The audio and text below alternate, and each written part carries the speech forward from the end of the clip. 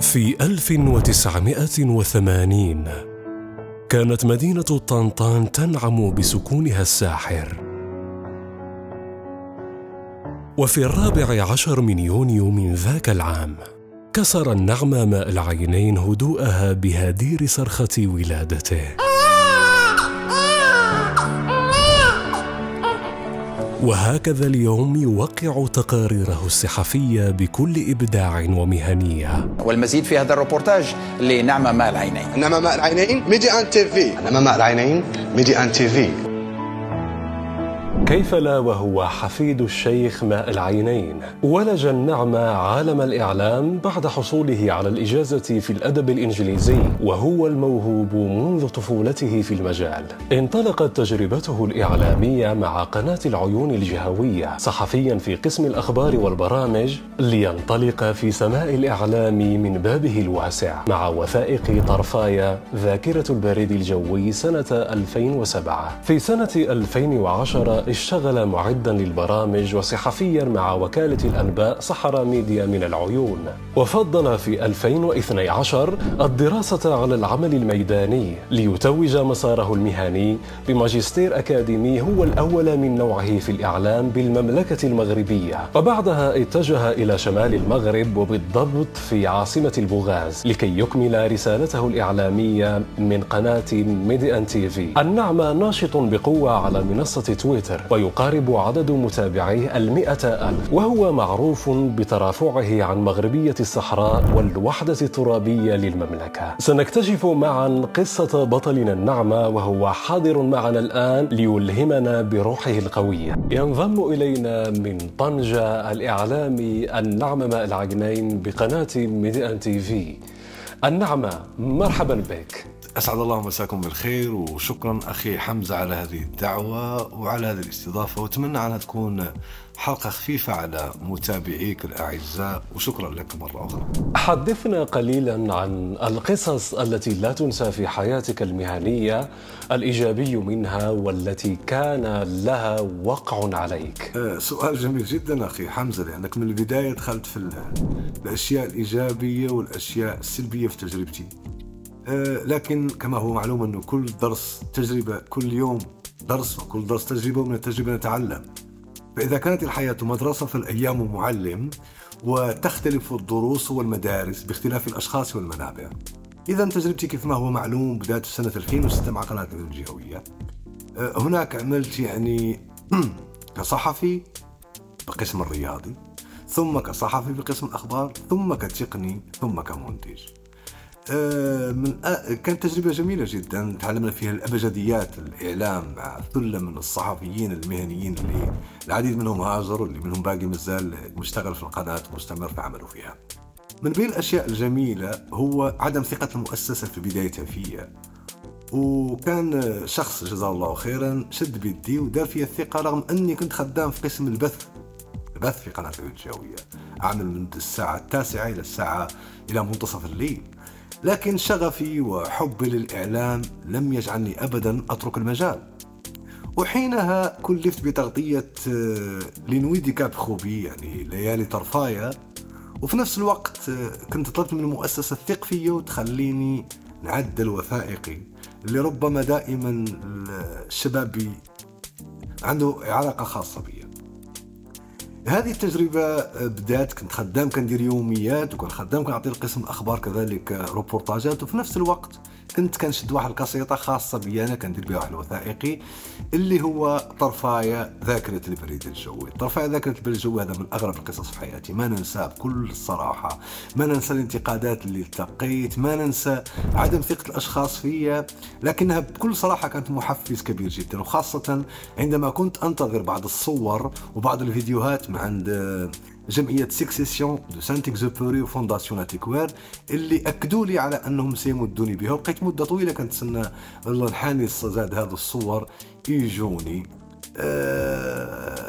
كيف ما قلت لك أخي حمزة، هو على أنه الإنسان يتعلم يوم بعد يوم، والتواضع كذلك هو أساس التعلم، لأنه ما خلق واحد فينا عارف، ولا قلت حد فينا يقول عنه عرف. دائما تواضع، وخلي إنسان يعني يقبض كل يوم، يقرأ كل يوم، يدرس كل يوم خالق جديد، كل يوم يتعلم شيء، ما خلق حد عارف شيء، ولا يقدر حد يقول على أنه الحق في الإعلام مستوى بعيد. هذا من جهة. تكون تجربة كبيرة، كانوا يثقوا فيه في عدة تغطيات، خاصة ما له علاقة بقسم الإنتاج من برامج، مجلات، لقاءات خاصة أحيانا، يوميات المدن مختلفة من آسا، قليميم، الطنطان، الداخلة، العيون، بوجدور، السمارة، طرفاية كذلك. ومن بعد ذلك عملت مع صحراء ميديا اللي كانت حتى هما تجربة معهم جميلة جدا، استفدنا منها ياسر. تعلمت بزاف د الحوايج، كتابة السيناريو، تعلمت الوثائقيات، تعلمت كذلك مجموعة من الأشياء، وخدمنا في إطار فريق عمل متكامل من أجل إعداد مجموعة من البرامج، منها كان اللي نبث على قناة الجهوية، ومنها بعض التقارير اللي كانت تتبث على قنوات دولية. ثم انطلقت الحياة.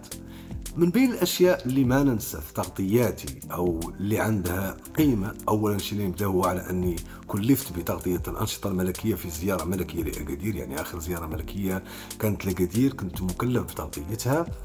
ومن بين الأشياء الجميلة كذلك هو تغطيتي المعبر القلقلات اللي كانت ميديا ان تي في، القناة الوحيدة التي بثت مباشرة لحظة وصول الحافلات، كما أنه ميديا ان تي في كنا المفردين أول مدنيين يدخلون بعد إجلاء عناصر البوليساريو من معبر القلقلات. وهنالك كذلك بعض التغطيات اللي عندها وقع خاص جدا جدا جدا، منها مواكبتي الستة ام للحرق في الأطفال ما بين الشبيكة والطنطان، مواكبة من اللحظة الأولى، يعني من عند الحافلة حتى نقل جثث لمدينة قليميم، ثم عودتها ودفنها في العيون. وبذي المناسبة نترحموا اليوم من جديد، ولا إله إلا الله، يعني هذا قدر، وشاءت الأقدار أن تمشي بهذا الطريق راجعين بعد فوزهم. لكن القصة اللي بقت مأثرة فيها في هذه التغطية هو على أني فكرت، حملت معي فكرة كيف سيكون القسم اللي كيقراو فيها التركات، كيفاش غادي يدخلوا يعني يوم الاثنين، كيفاش بلايص هما مكاينين، كيفاش اللي يبدا القسم بغياب فلان وفلان وفلان وفلان، أصدقاء اللي كانوا كينتظروا منهم فرح الفوز وإذا بهم ما هم كاينين. يعني هذه فكرة أخذت معايا هذا التقرير أو القصة الخبرية بمعنى آخر، كان عندها تأثير قوي جدا عليا، خصوصا أنك تشوف التلاميذ، تشوف قسم كامل يبكي. والله العظيم الكريم لما كيقولوا صاحبي فلان مات كذا، كنقول أنا شكون في هذوك اللي كادافر، شكون في ذوك الجثث المتفحمة اللي شفت. مرة أخرى أقول تعازينا مرة ثانية. كذلك كانت عندي تغطية مهمة ثانية اللي هي تغطية فيضانات قليميم. كان الوضع صعيب جدا، كنت في مدينة أكادير، من بعد انتقلت لمدينة قلميم، فكنت يعني بتواصل وتنسيق مع السلطات، كنت ربما أول كذلك مدني يمشي من أكادير يدخل قليميم عبر سد ابن تاشفين على ما أظن. لحقت قليميم، الوضع كان حقيقة وضع كان يعني متأثر بزاف بالأمطار العاصفية اللي جاتها. من بعد ذلك انتقلت لمدينة إفني. لكن بالأشياء الجميلة هو كل شيء يتكلم عن ما هو سلبي، أخذت زاوية أخرى، انعكاسات الإيجابية للأمطار، خاصة وأن المنطقة كانت تعيش منذ سنوات جفاف، ولهذا درت تقرير ربما كان الأول من نوعه على الانعكاسات الإيجابية للأمطار على جهة قلميم وأذنون، يعني فلاحيا، الماء، كذلك الماشية، وربما هذا كانوا بعض التغطيات اللي اخترت نقولهم لك. جميل جدا أخي النعمة. فسؤالي الثاني هو ما رأيك بمستوى الإعلام في الأقاليم الجنوبية، خصوصا وأنها تتصف بخصوصية خاصة وتتطلب الكثير من الإبداع والمهنية في التسويق للإقليم؟ سؤال مهم جدا أخي حمزة، لكن حاجة واحدة نقدر نقول لك، أنا ماني عالم ولاني خبير ولاني لاحق مستوى نقيم لك الإعلام في الصحراء، يعني نعطيه تقييم شامل. لكن بكل صراحة هو على أنه الإعلام في الصحراء ما هو شيء جديد، يعني كما هو معلوم على أنه عدد من أبناء الأقاليم الجنوبية يشتغلوا في محطة المسيرة الخضراء ثم إذاعة العيون، وعندنا أسماء بارزة جدا في مجال الإعلام بالمناطق الجنوبية. الإعلام يعني عرف نوع موجود دائما انطلاقا من الورقي. كانت مجموعة من الصحف تصدر من مدينة العيون، وتصدر كذلك من الجهات الأخرى، من بلطان، من قليميم كذلك كانت مجموعة من الصحف تصدر. من بعد ذلك جاءت قناة العيون الجهوية سنة 2005، قامت يعني بتوثيق إعلام جديد، كذلك إدماج أبناء المنطقة، بالرغم من أنه العديد منهم ما كانت عنده تجربة إعلامية، لكنه أبان عن علو كعب من خلال تقاريرهم ومن خلال إنجازاتهم وكذلك بالجانب التقني.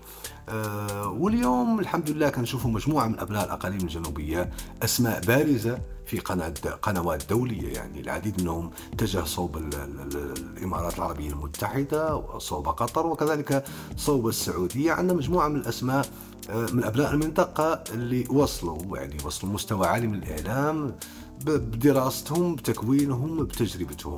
وكذلك نلاحظ الآن وجود يعني مجموعة من المعاهد سواء الخاصة سواء المعاهد العامة اللي تدرس الإعلام. لكن أقولها بكل صراحة، ليس كل من درس الإعلام إعلامي، وليس كل من يحمل ميكروفون هو إعلامي. يعني يجب علينا أن نعرف على أنه الآن الإعلام الكلاسيكي أصبح يندثر بمعنى أو بآخر، وأصبح الإعلام الجديد يعني بحر لا جهة ولا حدود له. من الأحسن دائما نقولها، من الأحسن نلج هذا الإعلام الجديد بترسانة من المعلومات أو من ترسانة من الأسلحة من الإعلام الكلاسيكي، باش نعرفش كندير. الإعلام سلاح ذو حدين، الإعلام يجب نعرف كيفاش نوظفه. الإعلام ما هو نشد معك تصريح تكلم على هذه، لا، الإعلام دقة، جودة، تناول مواضيع فقط، ليست تغطيات يومية قامة وفعل وكذاش. هنالك العديد من المواضيع يجب علينا إبراز ما تعيشه المنطقة، لا سواء من الجانب الثقافي وسواء من الجانب التنموي، خصوصا أنه المنطقة الآن أصبحت وجهة عالمية من تحتاج للتسويق. يعني هذه الطاقات الشابة عندنا، سواء الناجحين في المؤسسات الإعلامية الكلاسيكية أو الناجحين في مواقع التواصل الاجتماعي. أقول يعني من الأحسن نديروا واحد إلينا ديتوريال، يعني واحد خط تحريري من أجل نرفع مستوى الأقاليم الجنوبية، نبرزوها وندافع عنها في كل المجالات. وربما هذا ليس بتقييم بل فقط يعني إجابة عن سؤالك أخي حمد. فسؤالي الأخير لك النعمة، فبحكم تجربتك المتميزة في المجال الإعلامي من إعداد البرامج وأحيانا رئيس تحرير في ميديان تي في، فما هي نصيحتك لكل شغوف بمهنة المتاعب؟ ربما أخي حمزة جاوبتك في السؤال اللي قبل، لكن سأتمم يعني من خلال تجربتي نبغيها تعود مفيدة للجميع. تجربة بسيطة جدا متواضعة والله العظيم كريم، رغم أنه 16 عام لكن كل يوم درس وكل درس تجربة. يعني نصيحتي للشباب هو على أنهم يديروا قدام عينهم المهنية ويتسلحوا ويقراوا ويستفادوا من تجارب الآخرين. راه كيف ما كنقول، راهو مو ولا قبل دبلومي أنا إعلامي، راك تقدر تنجح في دبلومك وتجيبه بنقطة عالية جدا، لكن تحتاج الممارسة. والمدرسة الكبيرة في الإعلام هي الميدان، زائد المدرسة الثانية هو الاستفادة من تجارب الآخرين. أعطيكم مثال، شكرا جزيلا لهاشم البرة، أفادني، استفدت من تجربته. يعني كتجبر واحد عنده 30 عام في التجربة ويجلس معاك ويعطيك بعض النقط الأساسية، هذه ندار هذا ما يندار، اش خاصك تقول اش خاصك تقول إلى آخره.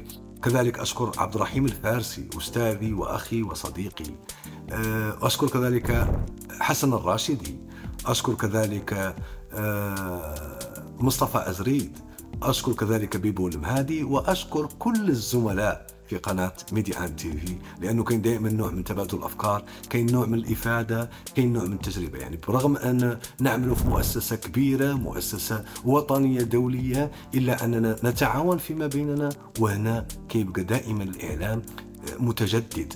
وكيف كنقول لكم، الإعلامي والتقني هم وجهان لعملة واحدة. الدراسة، تسلحوا بالمعرفة، أقراو، ماشي غندير تقرير. ما هو دور الإعلام؟ كيف لهذا التقرير أن يصل؟ باش كانش التقرير من بين يدي خصني نعرف شنو الهدف منه، علاش درتو. ما هو لا نقبض كاميرا ولا نقبض ميكرو، تكلم معي صالحة. خاصك تعود تو ذا بوينت، يعني عندك زاوية معالجة معينة، خاصك تبحث، تقرأ. واليوم عندكم نافذة كبيرة اللي هي الإعلام الجديد. خليك طور من مهاراتك، ولكن دائما حاول تقبض اساسيات الاعلام الكلاسيكي، لي برانسيب ديال الاعلام الكلاسيكي اقبضهم عندك، تحملهم، وديك الساعه دخل المجال. وكيف ما قلنا تجربه الاخرين، من يعطيك واحد تجربته 30 عام دقيقه راه هي لك مهمه. واشكرك حمزه، اشكركم جميع المتابعين، وشكرا كذلك لكل من ساهم في نجاحي سواء بدعم أو بانتقاد، لأن المنتقد كيحفزك ويخليك تنجح. شكرا جزيلا لكم، أتمنى لك التوفيق يا حمزة صاحب الصوت الجميل، وشكرا لتواضعك، التواضع سر النجاح، والسلام عليكم. شكرا لكم الأستاذ النعمة الإعلامي والخبير في الإعلام الكلاسيكي والجديد على قبول الدعوة، مما لا شك فيه أن هذه الوصلة ستكون قيمة مضافة لكل الشغوفين بالمجال الإعلامي. كنتم معي أنا حمزة، دمتم في رعاية الله.